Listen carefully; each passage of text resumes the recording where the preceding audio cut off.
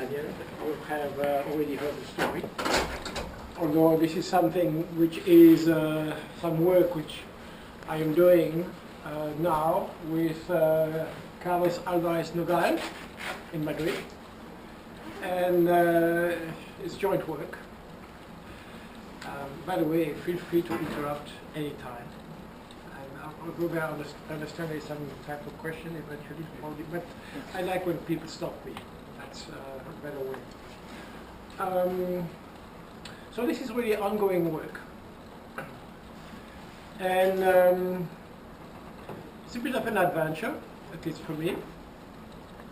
Daniel mentioned that initially I was specialized in public finance, in information theory, and part of my interest in economic history, or in history, is from an early stage on. If you're interested in history, usually you like history early on. But I started to teach economic history here at Boston University, because at some point I was supposed to teach public finance to undergraduates. And I thought, this is so boring, I cannot do that. So to teach Hamburger triangle or excess burden or this kind of thing, I think this is not very interesting. So that's the reason that I switched to do public finance, but from a historical perspective. And to see what happened before. Part of my motivation also was to try to understand how the different systems of public finance in Europe, the different states, the different views of the states, have been shaped by history through the ages, to understand more how today, in the effort of a common union in Europe, different countries start with different positions, different presumptions about what the state should be. And that obviously is inherited from history. So that is some of the motivation. And I just stumbled on this issue for various reasons. And I'm interested in Spain. My wife is Spanish. So these things help in some cases. And my specialty more in economics is towards theory. And history requires facts, data.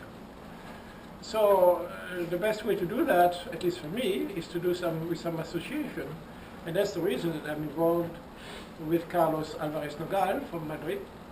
And I spend time there. I will go there in a month again. And so we do joint work together.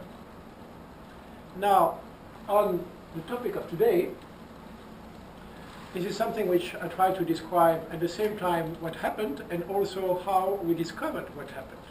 I think that's what's interesting in history, at least so far in the works that I did on research in economic history. There is some work in the 18th century on England, and now this work in Castile, and I have another work that I'm going to do on France. Each time there is a bit of a mystery plot. Each time there is some kind of detective work to uncover some facts and to explain things. And it's a little more interesting than just using whatever economic theory or economic arguments on old data. So it's really a lot more than that. And I hope that will come out today. So in doing this work, gradually we came to the view that what happened in 16th century Spain is actually very similar to what either happened in the US or could have happened if there had been no agreement between Republicans and Democrats, for example, last summer. And something that could come again, the debate on the ceiling of the public debt. That is very similar to what happened in Spain in 16th century. In the case of Spain, there was no agreement. And so there was a bit of a disaster that came out of that. So, to introduce, let's see, does it this way? Yeah, okay. So, let me give you a little historical background first. You see how they come? Yeah, pretty well. It's a good projector here. It's better than in the class. So what you have is definitely what you'd have that for. Now, so what you have is 16th century Spain. This is the Habsburg. So the Habsburg is not a very Spanish name, indeed. I skipped some slides. It's because of the old system of government dynasties were so important: marriages, inheritance, family ties. And so the Habsburg obviously is a big Austrian family. Initially it was united with Austria, and then it was separated after the previous, the father of Philip II. And so this is just to represent his style. So that's actually, the actual painting is much better than this. This is in Madrid, in the Prado. There are not that many women painters, so I think it's worth noticing that this is a woman who painted that, and this is extremely high quality. You find details that will show up in the picture. That's the palace, which is actually a monastery, from which he ruled an empire that, which the sun would not set, as it's well known. It was an empire including the Philippines, the entire New World, including Brazil at the time. So it was, and in Europe, it included territories which are represented on this map here. So this is actually, yes, this is one thing in, okay, so initially the green thing there, these are all the territories of the father of Philip II. So you see it includes Austria here and all that. So this is all because, I mean, the Habsburg were the champion in Europe in marrying. Okay? The thing was you would acquire territory by marrying and have the right family ties. And they were definitely the best on the continent, and you can see how they could acquire all these territories. So it was divided in two. So the Austrian part is up here, but remain everything on that map for the Spanish side and Philip II, including the New World that you have, which is not represented here, and the Philippines and all that. So that map matters somehow because you have on one Spain.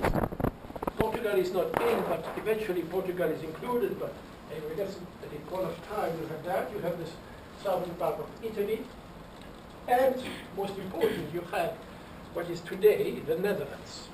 So this is actually very rich, and at the time it was, I had my father-in-law who used to say, talking about the Netherlands or colonies, that was indeed the colony of Spain at the time, and there was, the colonies were wanted to be independent, so there were a lot of spending, military, on that.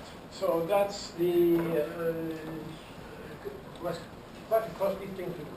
So, since here we are going to talk about fiscal issues, the tax base is Spain. So, sometimes I use the word Castile, which is not quite the same, but anyway, that's the part that we have. So, Spain is there. A big player is going to be the city of Genoa, that had bankers there.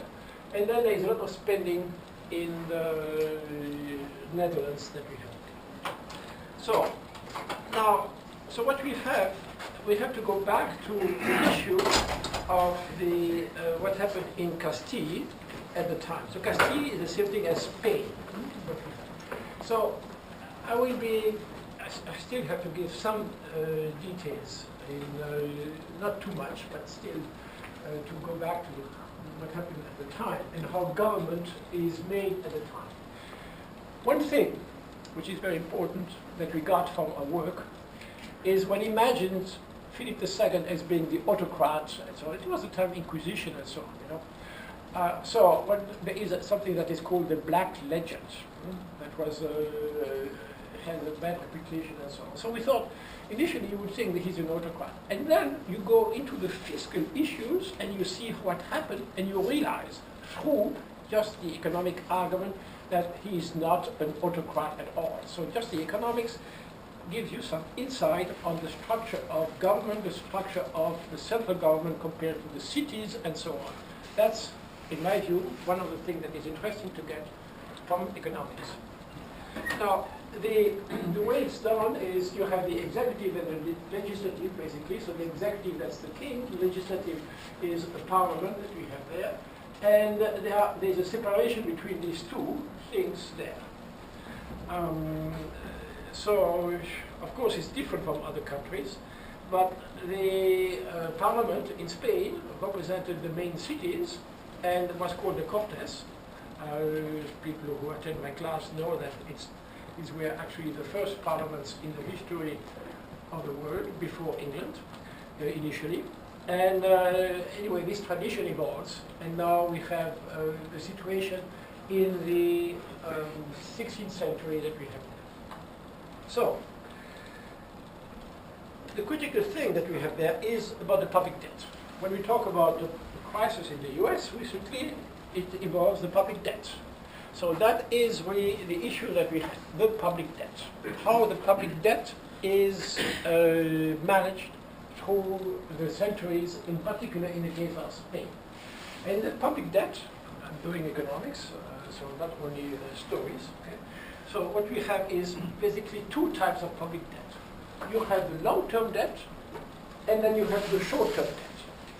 And the long-term debt is owned by the people in Spain, and the short-term debt, some economists think that, or at least thought that it was owned by bankers and so on, but I'm going to make the argument that this is not the case at all.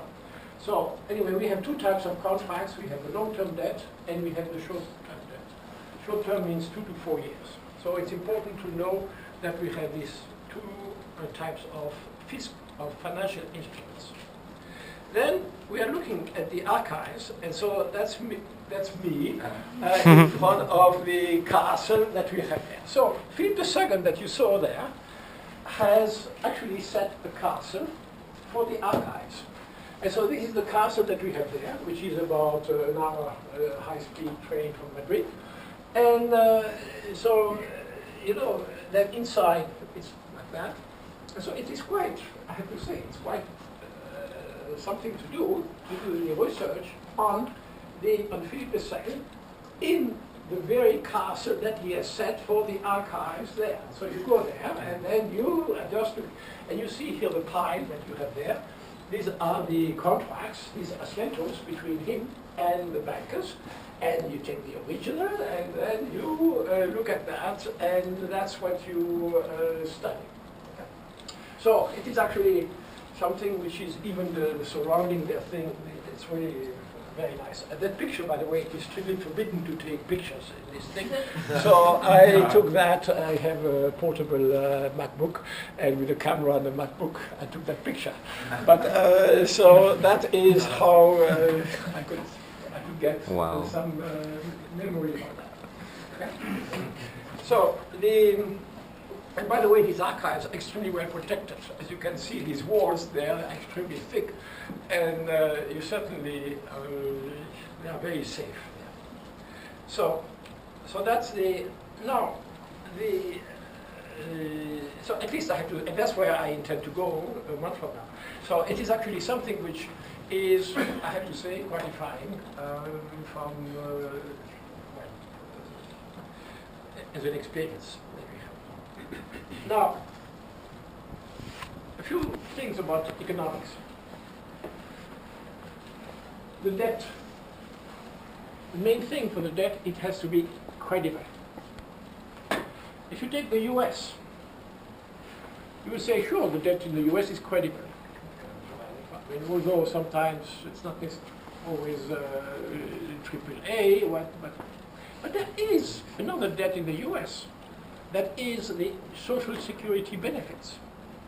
In the US, you have Social Security benefits, which are promises by the government to pay to old people, and these promises are simply taken from the young that are transferred to the old.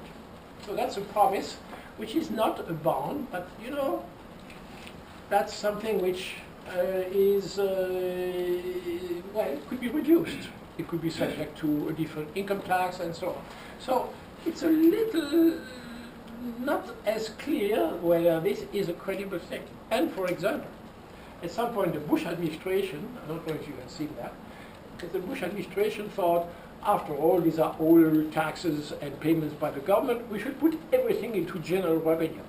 We should right now there's a separate account for the taxes paid into retirement, social security benefits. That's completely separate from the account of the general taxes of the US government. And so the Bush administration wanted to merge the whole thing at some point. People said, and they were right, if that happens, it's going to be the end of our benefits, because everything is going to be put into the tax thing and then not separate account. So you see that this question of the credibility of the debt, even today, is something that is important. So one thing through the history that we have, the public debt started essentially through cities in Italy. And why? Because the thing which is happening in the cities is the people who own the debt are the rich people. The people who decide about the taxes are the city council, and they're also basically the same as the people holding the debt. The same way as the people in the US who would get the benefits are the people who vote and so on. So that's when you have this thing together of the people who own the benefits of the debt and the people who control the taxes to pay the debt. That is why we have this credibility. So it started in Italy, and then in Spain it was simply put together with these 18 cities that we have, and that enforced the credibility of the debt. So here, well, this is, forget about all this thing, I know this is just messy. Just two things that I want to illustrate. You have this thing here, which is very simple, so when you stop there, these are contracts between the cities and the central government.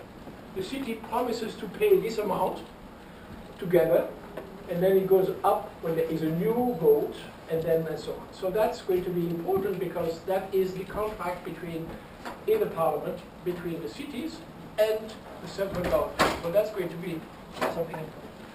The messy stuff, forget it. But look at these points here, going up there. You can see this is whatever huge. This is really very little. That is the amount of income from the silver from the New World. So it can be large, but it is so erratic that it's impossible to finance the debt from this. Imagine Social Security, because these HUROs, the long-term debt, is like Social Security benefits. So imagine them to be paid by this kind of erratic revenues. That's impossible. So one talks a lot about the silver from the Americas, but in fact, it had very little impact for the credibility of the debt. So then, how the whole thing, and one has to see how that it goes first, okay, to understand the story of the crisis of 1575. So what you have, as I mentioned, you have the long-term debt, you have the short-term debt. And so the long-term debt is from the contribution of the cities, and they decide how much they want to contribute, and it's the same office that is collecting the tax, paying the benefit, and so on. So that's really what's happening, is the cities collect that, agree with the king in the parliament, and that supports the service here. For this short-term debt, it's not the case, but the short-term debt can be converted into long-term debt. The bankers know that if there is too much accumulation of short-term debt, then they can simply sell that and transform that into long-term debt. But they must be assured that it is possible. That ensures the credibility of the long-term debt. So you can see that this kind of thing with the city decentralization, that gives credibility to the long-term debt, but also to the short-term debt that is there. So that's important. So now, let me go straight. Let me skip some of the thing and I'll come back to that. So, the crisis, since we have a crisis here. 4 times, 1, 2, 3, 4, the king declared the stop of the payment. So there was a bankruptcy. So if we take the kind of, well, I would say, American attitude now, or maybe a German attitude, where you, if you don't pay, that's so terrible. Okay? So we should not take this strict attitude at that time. But anyway, so that's what happened. 4 times there was a payment stop. Doesn't mean that the debt were not paid partially or whatever. Now you can see on this graph, that's really one of the 2 elements in our story that is critical. You have 2 things. The red thing is the revenues that can finance the debt.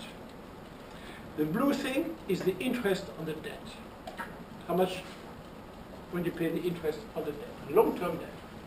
And you can see that here, I'm going to go straight to the most important point. Let's forget about the details. Here, what you see is you have these revenues, the long-term service, the long-term debt that goes up, up, up. The revenues go here, and here they are going to, it's going to be a problem, a bottleneck.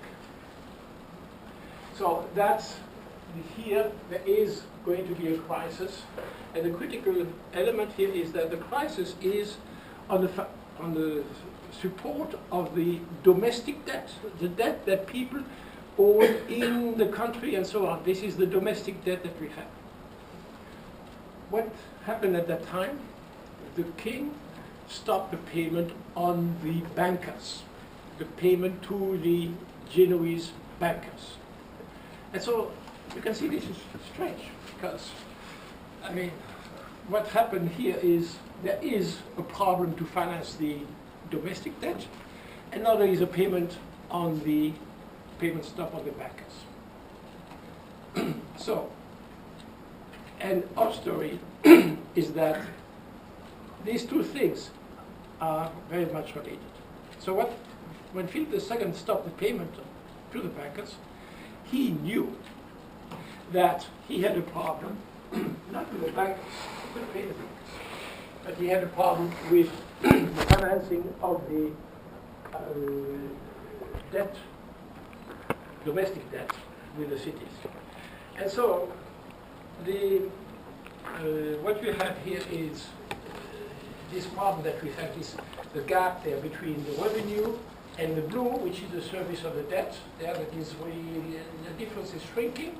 And so initially, then the king started to negotiate with the cities, and that would not work. And then, so they would refuse to raise the contribution. So you can see he is not an autocrat. There is a parliament, and the cities can resist. So that's what we have. So there is, in September then, payment stop.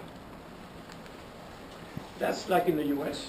When there was a crisis, what happened was that people said, these bankers, they should be punished. I mean, it's really terrible what they have been doing and so on. I mean, and people at that time were so happy that the king had stopped the payment to the bankers. So he got very popular from that, and then was able to negotiate more with the cities. But really what happened is very much what could have happened in the US if the Republicans had opposed the increase of the debt ceiling in the US. You see, in the US last summer, and that could come up again, never knows, then Republicans said, we refuse to increase the debt ceiling. The debt ceiling in the US has to be raised by approval by the Congress. And if you cannot raise the debt because the economy is growing, the debt is growing automatically, then there is a crisis. That's exactly what happened there. Then there was a payment stop to the bankers because the king knew that he could simply not increase the debt, domestic debt. For the king, it's the whole debt that counts. So there was a crisis. And now that crisis, that what happened there, that crisis had a strong impact on the, so what happened, the crisis had a strong impact on the activity. Let me go back to one thing here. So, the bankers, how do they get the money? at that time. Not today. Exactly the same thing. Why have actually different governments be so kind to bankers eventually? Because, sure, there is some money by the bankers themselves, but most of the money is the people.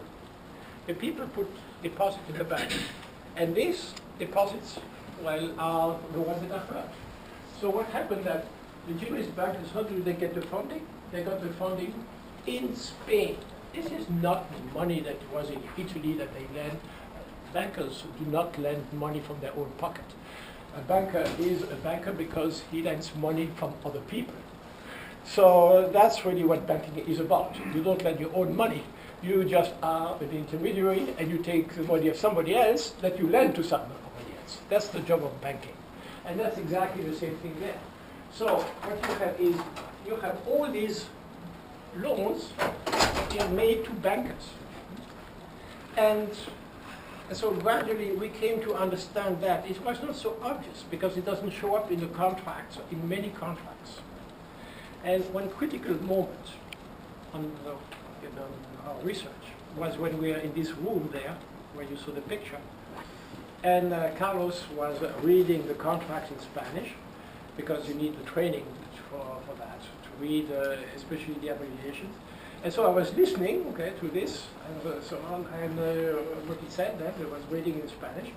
And at some point I said, but what does it mean, this money that circulates, circulating money? And eventually then I understood that this circulating money was the credit that people were simply circulating between fairs.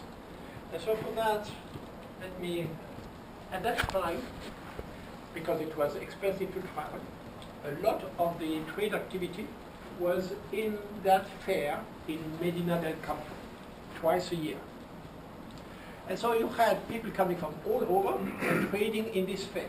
You even have that today in some Parisian streets, but much more. So in that case, what you have is this fair twice a year. And so you're a trader. So what do? You sell stuff and so on, you have a profit, and today what you would do, you would put your money with the bank. And you are going to have another activity. Today we have trading activity around the clock. At that time, there was a lot of activity in that way that it would be every 6 months. The clock of the market, like the clock of the computer, would be the fair. And so it would be simply you park your money with the banker until the next fair, and that's how you have your deposit. In the meantime, the banker is active. The banker is going to lend that money to the king. So that's your deposit. So the banker is making some loan, is going to get some income from that. So that is how this structure of intermediation and credit is working. And so finally I thought, aha, that's what's going on. And then I turned to Carlos and I asked him, Carlos, tell me, I'm sure you must have the dates of the commercial fairs in Medina del Campo.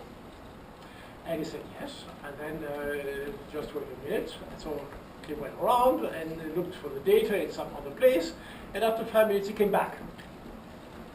Because I asked him, tell me, what the crisis, the financial crisis, I should say before that, sorry, that the king stopped payment in the fall of 75, and then there was no payment for 2 years. Actually, 2 years and a half, no payment. So I asked Carlos, tell me the dates of the fair between 75 and 77. I was expecting he would tell me they were delayed, or whatever, they were messed up. He came back, and he told me there were no fair during that time. So for me, that was really the, like in Sherlock Holmes, the dog that did not bark. The missing fairs. As you can see here, there are no fair that took place at that time. Before that, it's a little messy because some fairs were delayed, but when the fair was delayed, then it will be merged with another fair. And so sometimes there is no fair, but it's made up. All these things are made up before that. Okay. But for that thing there, the black line is the suspension of payment. For that gap, nothing took place. So that shows in a strong way the impact of that. And then I remember coming back on the plane from Madrid to Paris. I thought, but I mean, okay, that's obviously very really striking. And then I was wondering, I thought, what did Philip II think? I mean, what was his thinking about that? And then I remember I came to the conclusion. Then I thought the only explanation for the whole thing, he knew exactly what he was doing. And at this stage now, I mean, maybe presumptuous, but I think Carlos and I, we understand the strategy of Philip II better than his own advisors. And so he knew what he was doing. He knew that this is what, I mean, he knew exactly what would be the impact. And this was about 2 years ago when we came to that conclusion. And then all the research that came out, all the documents that we have unearthed, basically Carlos, have found since then confirm that view. Number one, Philip II knew very much about financial affairs. He pretended not to know. He said, I don't understand this thing. But that's exactly the kind of strategy that you would have if you simply want to hide your game. So he knew, because he had been on commissions, he had made some recommendation from the credit market and so on, so he knew exactly what the structure of the credit market was. And now, during the crisis, there was obviously a strong impact on trade. These fairs did not take place, and basically there was a freeze of the credit market. So this is related to the crisis in the US. The credit market after the crisis of 2007, the credit market did not freeze completely because the central bank intervened in a massive way. But it's still, the credit market did not function in a proper way. And since then, actually, there are hundreds of papers in economics to analyze how the credit market may be in a black hole. So, in a situation like that. So, at that time, then simply what you have is the king does not pay the bankers, and the bankers would say, well, I cannot pay my depositors because simply my loans are frozen with the king. And so people start to complain. So here these are some quotes, and of course, now this is a bit like detective work, is what you do is you go to the archives, Carlos goes to the archives, and you dig up the thing, and then you have documents and so on. You know, that's the thing that we have found also in the US now. After the crisis, people have realized much more, at least economists, maybe they are behind the curve, they have realized much more how much these credit markets are interlinked. When the credit market is working well, you don't see anything. But when the credit market has problems, then you see this firm cannot be paid, this bank goes bankrupt, and so on. It's a bit like rocks when you have a low tide. I mean, when you have a high tide of the sea, everything is wonderful, smooth. And then low tide, you see all these rocks. This is very much like that. We don't know, we did not know before going into this research what was the structure of the credit market there. But then when there is this crisis, you have people complaining, and then it comes out. And so these are some of the complaints that people had. They had written to the king because they were so much hurt by the freeze of the deposits. So we have other things. I obviously did not want to overwhelm you with quotation like that. Some banks go bankrupt. And so here, so one step is we have these complaints by the residents. Now, you would think the king would do something about that the king would force the bankers to pay the people. But the king knew. The king, it was part of his strategy, and he knew the credit market. So he knew that the bankers could not pay the people of his own kingdom, because the bankers were just intermediating the funds. So what did the king do? He protected the bankers. So instead of punishing them and so on, he had apparently he had punished them by freezing the payment to them. Yes, I mean, actually freezing was suspension. But here there are some examples where he provided legal protection to the bankers. The people could not go to the judge and to get claims from the bankers. And of course the bankers took advantage of that in many ways, because they simply said, well, we cannot pay, that's it. And so we have a number of cases where we show that in that way that the king provided protection. So it was part of his strategy, you see. So initially we have these missing fares and we think, well, that's obviously a huge impact there. Then we uncover all these documents, and there are dozens and dozens of documents. Once you know what you're looking for, then you get it. So we got a lot of these documents. And then, in addition, we see this strategy of the king that is becoming more apparent here. Some of his advisors said, well, simply send the army and collect more taxes and so on. And he said, no. He just waited. He simply waited for the impact just to work through. And that's, for example, this is sent actually in the summer of '77. I have just written there. So this is only 2 years after the beginning of the crisis. It's still not resolved. So it's still not resolved. And here there is some instruction that he's sending to the secretary, where he explicitly links the two things.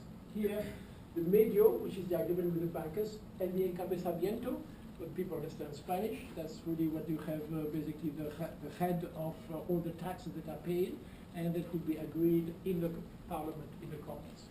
So explicitly, he sent instruction for that. Now, so, and that's, let's see, here, let me just back here. So what we have, initially we have the suspension of payment in '75. We have this applause by the cities. There is no progress doing for an entire year in '76, nothing. In '77 there is an agreement with the bankers.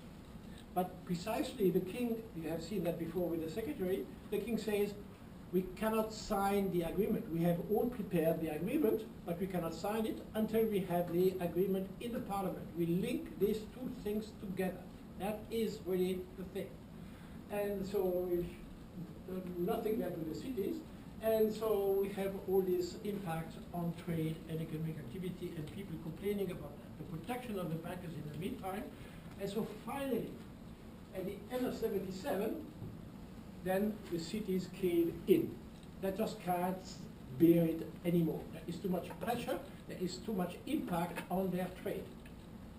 And so they eventually agree, and then 2 weeks after, the king signs with the bankers. So it was just waiting for that. So the critical thing is not so much the play between the king and the bankers, or the king not willing to pay the bankers and so on. That's not the play. The play is his own subjects. The city is there, and the problem that there is between him and the parliament and the representation of the cities in the Cortes. And then he published some documents. Of course, he wanted to, it's politics. So you simply want to show to the cities that yourself, you asked me to settle with the bankers. The cities initially said, well, the bankers don't pay that. And then he would say, well, you asked for that. At least whatever the delegates of course the bankers asked for payment. That's true, that's obvious. But your own delegates asked me to sign with the bankers. So that is how he's used this structure of the credit market to get a tax increase. And finally, so he got it. And so that's what you have is the big jump up of the revenues that you have there. And so there is this big increase, and then you can see that, going back to our theory, you can see that the new bottleneck there is going to be, again, at the end of the century. This is when, a few years before he died. And there is, again, a crisis. Each time when there is this bottleneck there, you have this crisis with the Genoese bankers. But the problem is internal Spain. It's not the Genoese bankers. Now, to conclude, then and now, so what we have is 75, as I said, is a bit like today. In 2008 and 11, or it was, yes, Daniel had this picture of this article in Bloomberg, I wrote that article in the first crisis. That was in August of 2011. There was the first crisis, and again it started this summer. So it's very much like what we have today. Of course, it's history. It's not exactly the same thing, but I think what happened today helps understand how these structures are important, and they are the same before, and it helps us understanding what happened before. So here is two issues. One is this struggle between the executive and the parliament. In the case of the US would be the president and the Congress. And that issue was resolved here, but if the issue had not been resolved, everybody said this would be a huge impact on the credit market. And indeed, that's exactly what happened in Spain. And in Spain, there was a big crisis that is very similar to what happened in the US in 2008. Of course, the 2008 crisis was created in the US initially by problems in the housing market. But still, you have this interaction between the different people in the credit market and the huge impact it has on actual economic activity. In the US, this was the big recession that we had. In Spain, there was a big recession too, and that recession had a permanent effect. And these fails at Medina del Campo never recovered from that. They started again after that, but in the meantime, the bankers had shifted their business to other places and then never regained the same position they had before. So financial crisis had a long-lasting impact. On that one, I agree very much with what economists have written about the impact of financial crisis in general. So these are the relations that we have between. It's still ongoing work. We are still digging more evidence. And it shows that the story is at the same time more subtle and more modern than we initially thought. It's not an issue of a king who doesn't pay a banker. It's more involved in terms of politics that happened there and fairly modern. Thank you. The people could not go to the judge and to get claims from the bankers. And of course the bankers took advantage of that in many ways because they simply said, well, we cannot pay, that's it. And so we have a number of cases where we show that in that way that the king provided protection. So it was part of his strategy, you see. So initially we have these missing fares and we think, well, that's obviously a huge impact there. Then we uncover all these documents, and there are dozens and dozens of documents. Once you know what you're looking for, then you get it. So we got a lot of these documents. And then, in addition, we see this strategy of the king that is becoming more apparent here. Some of his advisors said, well, simply send the army and collect more taxes and so on. And he said, no. He just waited. He simply waited for the impact just to work through. And that's, for example, this is sent actually in the summer of '77. I have not written there. So this is only 2 years after the beginning of the crisis. It's still not resolved. So it's still not resolved. And here there is some instruction that he's sending to the secretary where he explicitly links the two things. Here, the medio, which is the agreement with the bankers, and the encabezamiento, when people understand Spanish, that's really what you have basically the head of all the taxes that are paid, and that would be agreed in the parliament, in the commons. So explicitly, he sent instruction for that. Now, so, and that's, let's see, here, let me just back here, so what we have, initially we have the suspension of payment in '75, we have this applause by the cities. There is no progress for an entire year in '76, nothing. In '77, there is an agreement with the bankers. But precisely the king, you have seen that before with the secretary, the king says, we cannot sign the agreement. We have all prepared the agreement, but we cannot sign it until we have the agreement in the parliament. We link these two things together. That is really the thing. And so nothing there with the cities. And so we have all this impact on trade and economic activity and people complaining about that. the protection of the bankers in the meantime. And so finally, at the end of 77, then the cities caved in.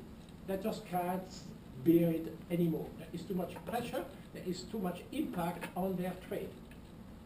And so they eventually agree, and then 2 weeks after, the king signs with the bankers. So it was just waiting for that. So the critical thing is not so much the play between the king and the bankers, or the king not willing to pay the bankers and so on. That's not the play. The play is his own subjects. The city is there, and the problem that there is between him and the parliament and the representation of the cities in the contest. And then he published some documents, of course. He wanted to, it's politics. So you simply want to show to the cities that yourself, you asked me to settle with the bankers. The cities initially said, well, the bankers don't pay that. And then he would say, well, you asked for that. At least whatever the delegates of course the bankers asked for payment. That's true, that's obvious. But your own delegates asked me to sign with the bankers.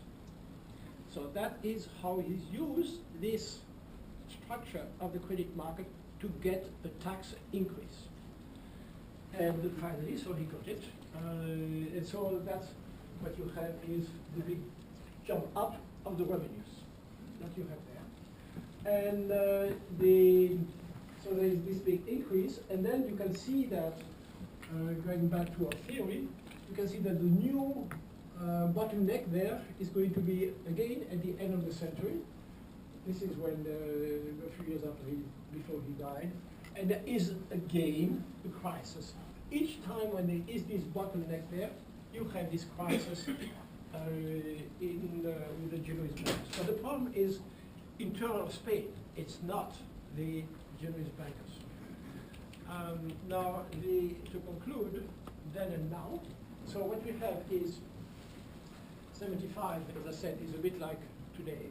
In 2008 and 11, or it was, yes, Daniel had this picture of this article in Bloomberg. I wrote that article in the first crisis, that was in August of 2011. There was the first crisis, and again it started this summer. So it's very much like what we have today. Of course, it's history, it's not exactly the same thing, but I think what happened today helps understand how these structures are important, and they are the same before, and it helps us understanding what happened before. So here is two issues. One is this struggle between the executive and the parliament. In the case of the US would be the president and the Congress. And that issue was resolved here, but if the issue had not been resolved, everybody said this would be a huge impact on the credit market. And indeed, that's exactly what happened in Spain.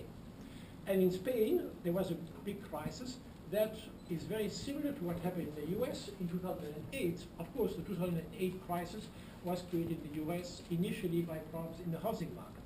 But still, you have this interaction between the different people, the credit market, and the huge impact it has on actual economic activity. In the US, this was the big recession that we had.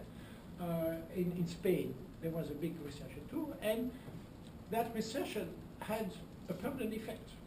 And these fairs at Media del Campo never recovered from that. They started again after that, but in the meantime, the bankers had shifted their business to other places and then never regained the same position they had before. So, financial crisis had a long-lasting impact. On that one, I agree very much with what economists have written about the impact of financial crisis in general. So these are the relations that we have between. It's still ongoing work. We are still digging more evidence. And it shows that the story is at the same time more subtle and more modern than we initially thought. It's not an issue of a king who doesn't pay a banker. It's more involved in terms of politics that happened there and fairly modern.